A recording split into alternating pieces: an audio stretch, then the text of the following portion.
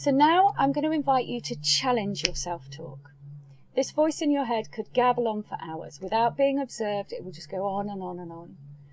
So if you ever find yourself sitting there staring into space and you're creating all of these stories and scenarios in your mind, this is a sign that the mind is operating unchecked, unobserved, and it will just gabble on for hours. But when you do find some awareness and you do notice what you're thinking, I'm going to ask you to ask yourself 4 questions. Okay, and these 4 questions are going to challenge your self-talk and are guaranteed to shift your thinking. So the first question is, do I have any evidence for what I'm thinking? The second question is there a more positive way of looking at this? The third question is, am I keeping this in perspective? And the fourth question, really important question, is there anything I can do to change what I'm feeling bad about? Because if it's not within your control, you can't change it. So let it go. So I want to give you some couple of examples here just to explain how these questions work. And I'm going to use some previous coaching clients as examples. Obviously, I'm going to change the names. But the first is of Rosa.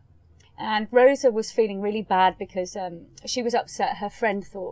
She believed her friend thought badly of her. Okay.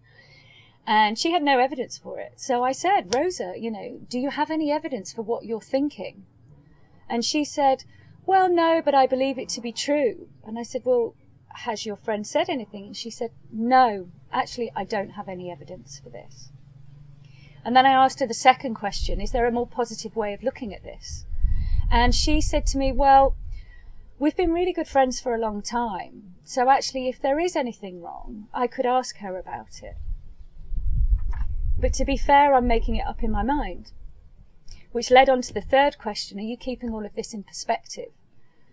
And Rosa answered, well, perspective here, we've actually got over a lot worse in the past. We've had some big fallout rows. So in perspective, this is just minor. Should anything be wrong at all? And so she started to come out of this story that she was in. And the last question, is there anything that you can do, Rosa, to change what you're feeling bad about? And she said, well, yeah, I could ask my friend outright, have I done anything to upset you? Yes, there is something I could do to change this. So that was Rosa. And then I'll give you another example, which is Andy. Again, I've changed the name. And Andy, he's 45 and he wants to go back to university. And he's kind of a little bit worried about going back at this age. Okay. So I said to Andy, is there any evidence that says you can't go back to university at this age? And he said, well, no, because I've never tried before. There is no evidence. I'm just being overtaken by fear. And so I asked the second question, is there a more positive way of looking at this? And he said, yeah, I believe that I could do it. Deep down, I know I could do it.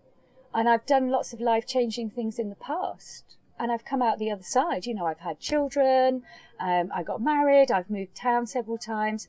So the third question about keeping things in perspective, he again reiterated, this is a big life-changing experience, but I've done lots of life-changing experiences before in the past. I've got this. My final question, is there anything that you can do to change what you're feeling bad about? And he said, I can change my attitude. I'm allowing fear to get the better of me and I'm creating a mountain out of a molehill when actually I loved university the first time and I know I'll love it again, which is why I am going to go back to university. Thank you. So as you can see, these 4 questions are key. They will shift your mindset and they will create a happiness and a self-belief and a self-confidence that everything's going to be okay.